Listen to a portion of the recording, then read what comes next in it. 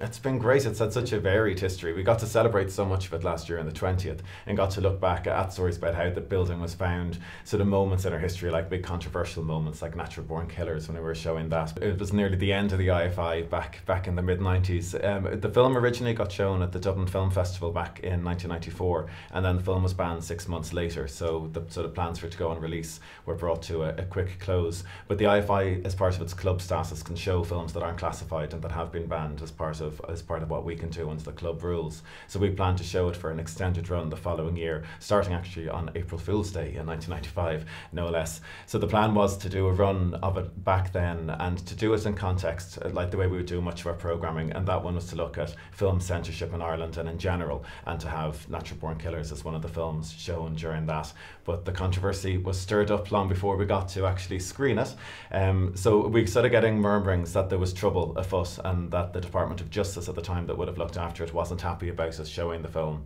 So the then director put in a call to Nora Owen, the then director, or the Minister for Justice, to check with her what the story was and could we show us and could it go ahead, but no return was given to that original letter actually that was sent into the department.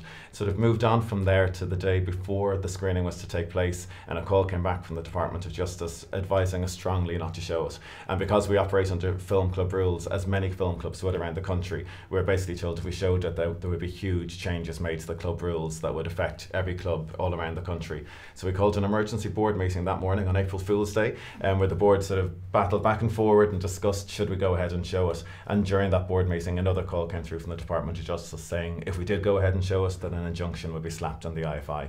So it was sort of big decision time. And at that stage, it was only 3 years after we opened the building here. Things weren't financially stable enough to be able to withstand that. So the decision was made to pull us from the programme.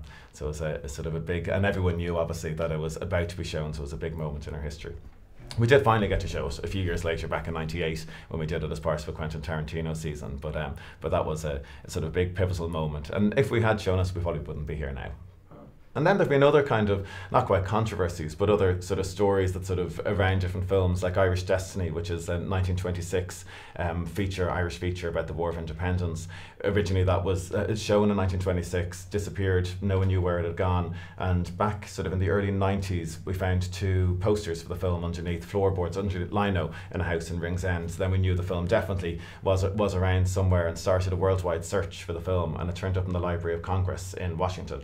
So we restored the film over there, got it repatriated back to Ireland for screening here, and planned a great premiere of it in the National Concert Hall. But that had its own difficulties, turning the concert hall into a cinema for the night as well. We commissioned a new score as well by Micheál Sula one, that's why it was up there, with a full orchestra. So that was sort of a big moment, but we had to get a projector over from London at the time so we could show it, and that was sent on a boat because it was too heavy to send by air travel. So we put it on a B&I ferries to come across, and the day before the screening it got stuck in the middle of the ocean with the boat that was stranded. So we tried to get a call into the Department of Defence, we're always dealing with departments, to try to get a helicopter to lift it off so that we could show it to the President coming to the big screening back in 1993, but that didn't come to pass. It wasn't seen as a national emergency to get a helicopter, so we ended up having to hire one from some helicopter hire company, get them to go out, pick up the truck off the boat in the middle of the Irish Sea. It had to go back to Wales, which was sort of a controversy in itself, that this film about Irish Republican life was being then helped. We were being helped out by the RAF in Wales, for them to pick it up from there, then get it back to Dublin in moments in time for the screening. I got a police escort in with Garda cars driving alongside it to the National Concert Hall, got it up and running, and had the President there then, President Robinson at the time, to watch the film. So there have been other sort of little moments of excitement, even if it's not big controversy, but moments of excitement over the years. I love the building. It's got such character, like, knowing how far it dates back, an old Quaker building and the history associated with it. Like Cinema 1 used to be the men's meeting room, the doors, the old doors are still up there on the wall where people used to come in and vote yes or no through each of the doors. And the orientation was the opposite way around. So where the screen is that you look at the moment, to the left of that would have been sort of where the altar, I suppose, would have been there. So people came in, the door that you'd still enter through now, but there were 2 doors up in the high in the wall if you look up, and that was a balcony that was up there, and that's how they used to vote, and you'd go through one door for yes and one door for no. And then Cinema 2 would have been the ladies one. So yeah, sort of separated out. We don't do that anymore.